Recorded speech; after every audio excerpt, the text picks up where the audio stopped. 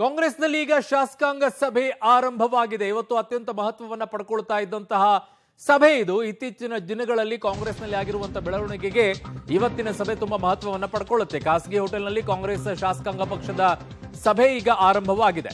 CLP ಸಭೆಗೆ ಕಾಂಗ್ರೆಸ್ನ ನಾಯಕರು ಆಗಮಿಸಿದ್ದಾರೆ. ಸರ್ವ ಸದಸ್ಯರ ಸಭೆ ಗೈರಾಗಿದ್ದ ಶಾಸಕರು ಕೂಡ ಸಿಎಲ್ಪಿ ಸಭೆಗೆ ಹಾಜರಾಗಿದ್ದಾರೆ. ಗೃಹ ಸಚಿವ ಪರಮೇಶ್ವರ್, ಕೆಎನ್ ರಾಜಣ್ಣ, ದಿನೇಶ್ ಗುಂಡೂರಾವ್ ಹಾಜರಾಗಿದ್ದಾರೆ. ಖಾಸಗಿ ಹೋಟೆಲ್ನಲ್ಲಿ ಕಾಂಗ್ರೆಸ್ ಶಾಸಕಾಂಗ ಪಕ್ಷದ ಸಭೆ ಈಗ ನಡೀತಾ ಇದೆ.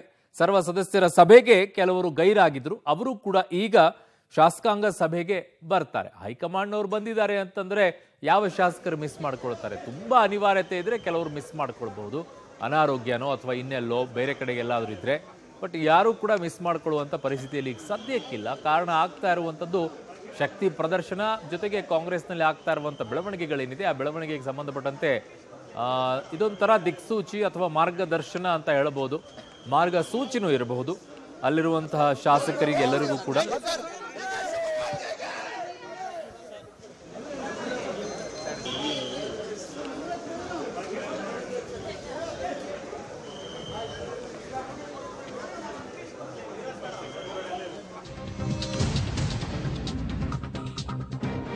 ಇವತ್ತು ಇಡೀ ದಿನ ಪಕ್ಷ ಸಂಘಟನೆಯಲ್ಲಿ ತೊಡಗಿದ್ದೇವೆ. ಪಕ್ಷದ ಎಲ್ಲರನ್ನೂ ಕೂಡ ಸಭೆಗೆ ಆಹ್ವಾನಿಸಿದ್ದೇವೆ. ಬೆಳಗಾವಿ ಸಮಾವೇಶದ ಬಗ್ಗೆ ಚರ್ಚೆಯನ್ನ ಮಾಡಿದ್ದೇವೆ ಅನ್ನುವಂಥ ಮಾತನ್ನ ಈಗ ಉಪಮುಖ್ಯಮಂತ್ರಿ ಡಿ.ಕೆ. ಶಿವಕುಮಾರ್ ಅವರು ಎಐಸಿಸಿ ಜನವರಿ 21ರಂದು ಸಮಾವೇಶಕ್ಕೆ ದಿನಾಂಕವನ್ನು ನಿಗದಿ ಮಾಡಿದೆ. ಕಾರ್ಯಕ್ರಮದ ರೂಪುರೇಷೆಗಳ ಬಗ್ಗೆ ಚರ್ಚೆಯನ್ನ ಮಾಡಿದ್ದೇವೆ. ಸಿಎಲ್ಪಿ ಸಭೆಗೂ ಮುನ್ನ ಡಿಸಿಎಂ ಡಿ.ಕೆ. ಶಿವಕುಮಾರ್ ಅವರು ಈ ಹೇಳಿಕೆಯನ್ನ ಕೊಟ್ಟಿದ್ದಾರೆ. ಇವತ್ತು ಇಡೀ ದಿನ ಏನೆಲ್ಲ ಚರ್ಚೆಯನ್ನ ಮಾಡಬೇಕಾಯಿತು ಅನ್ನುವಂಥದ್ದು ಅದು ಶಾಸಕಾಂಗ ಸಭೆಗಿಂತ ಮುಂಚಿತವಾಗಿ ನಡೆದಿರುವಂತಹ ಬೆಳವಣಿಗೆ ಬಗ್ಗೆ ಹೇಳ್ತಾ ಇದ್ದಾರೆ. ಇಡೀ ಕ್ಷೇತ್ರದ ರಾಜ್ಯದ ಎಲ್ಲ 24 ಕ್ಷೇತ್ರದಲ್ಲೂ ಕೂಡ ಕನಿಷ್ಠ 100 ಜನ ನಾಯಕರುಗಳು ಪಾರ್ಟಿಸಿಪೇಟ್ ಮಾಡಬೇಕು ಅಂತ ಹೇಳಿ ನಾವು ತಿಳಿಸಿದ್ದೇವೆ. ಕಾರಣ ಅಂದ್ರೆ ಎಲ್ಲ ಕಡೆಯಿಂದ ಪ್ರತಿನಿಧಿಗಳು ಆ ಐತಿಹಾಸಿಕವಾದಂತಹ ಸಭೆಗೆ ಬರಬೇಕು. ತಮಗೂ ಕೂಡ ನಾವೆಲ್ಲ ಆಹ್ವಾನವನ್ನು ಕಳಿಸ್ಕೊಡ್ತೇವೆ. ತಾವು ಕೂಡ ಆ ಒಂದು ಐತಿಹಾಸಿಕ ಸಭೆಗೆ ತಾವು ಬರಬೇಕು. ತಾವೆಲ್ಲ ಕೂಡ ಬಂದಿದ್ರಿ, ಅದು ಕೂಡ ಬಹಳ ಚೆನ್ನಾಗಿ ಕೆಲವು ಪ್ರಚಾರ ಕೂಡ ತಾವೆಲ್ಲ ಮಾಡಿದ್ರಿ ಅನ್ನೋದು ನಮಗೆ ಬಹಳ ಸಂತೋಷ ಕೂಡ ಇದೆ.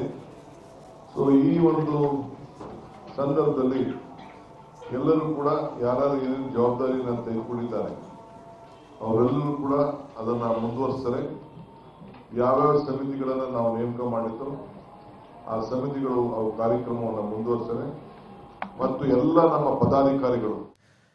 ನನ್ನ ಸಹೋದ್ಯೋಗಿ ಈಗ ಪೊಲಿಟಿಕಲ್ ಬ್ಯೂರೋ ಇಂದ ಶ್ರೀನಿವಾಸ್ ರಾವ್ ದಳವೆ ನನ್ನ ಸಂಪರ್ಕಕ್ಕೆ ಸಿಗ್ತಾ ಇದ್ದಾರೆ. ಶ್ರೀನಿವಾಸ್, ಈಗ ಎಲ್ಲಾ ಕಾರ್ಯಕರ್ತರು ಏನು ಸೇರ್ಬೇಕಾಗಿತ್ತು, ನಾಯಕರುಗಳು ಏನು ಸೇರ್ಬೇಕಾಗಿತ್ತು, ಆ ಸಭೆಗೆ ಕೆಲವೊಂದಿಷ್ಟು ಜನ ಗೈರಾದ್ರು, ಕಾಂಗ್ರೆಸ್ನ ಸರ್ವ ಸದಸ್ಯರ ಸಭೆಗೆ. ಬಟ್ ಆದ್ರೆ ಶಾಸಕಾಂಗ ಸಭೆಗೆ ಅವರೆಲ್ಲ ಕೂಡ ಹಾಜರಾಗ್ತಾ ಇದ್ದಾರೆ. ಗೈರಾಗಿದ್ಯಾಕೆ, ಈಗ ಹಾಜರಾಗ್ತಾ ಇರೋದು ಯಾಕೆ, ಅನಿವಾರ್ಯತೆ ಏನು ಅಂತ?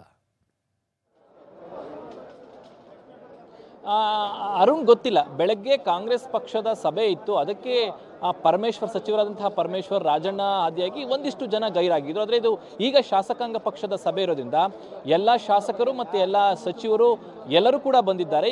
ಈಗಷ್ಟೇ ಸುರ್ಜೇವಾಲಾ ಅವರ ಸಮ್ಮುಖದಲ್ಲಿ ಕಾಂಗ್ರೆಸ್ ಶಾಸಕಾಂಗ ಪಕ್ಷದ ಸಭೆ ನಡೆದಿದೆ. ಒಂದು ಅರುಣ್, ಬೆಳಗ್ಗೆನೆ ಸಭೆಯಲ್ಲಿ, ಕಾಂಗ್ರೆಸ್ ಸಭೆಯಲ್ಲಿ ಹೈಕಮಾಂಡ್ ನಾಯಕರಾದಂತಹ ಸುರ್ಜೇವಾಲಾ ಅವರು ಸ್ಪಷ್ಟ ಸಂದೇಶವನ್ನ ಕೊಟ್ಟಿದ್ದಾರೆ. ಯಾವುದು ಅಂದ್ರೆ, ನಮಗೆ ಪಕ್ಷ ಮೊದಲು ಮುಖ್ಯ, ಪಕ್ಷವನ್ನ ರಕ್ಷಣೆ ಮಾಡಿಕೊಳ್ಳುವಂಥದ್ದು ಮುಖ್ಯವಾದಂತಹ ವಿಚಾರ ಅನ್ನುವಂಥದ್ದನ್ನ ಸ್ಪಷ್ಟವಾಗಿ ಹೇಳಿದ್ರಿಂದ ಅದೇ ವಿಚಾರಗಳು ಕಾಂಗ್ರೆಸ್ನ ಶಾಸಕಾಂಗ ಪಕ್ಷದ ಸಭೆಯಲ್ಲೂ ಕೂಡ ಚರ್ಚೆ ಆಗುತ್ತೆ. ಎಲ್ಲರಿಗೂ ಕೂಡ ಹೈಕಮಾಂಡ್ ಸ್ಪಷ್ಟ ಸಂದೇಶವನ್ನು ಕೊಡಲಿಕ್ಕೆ ಮುಂದಾಗಿರುವಂಥದ್ದು.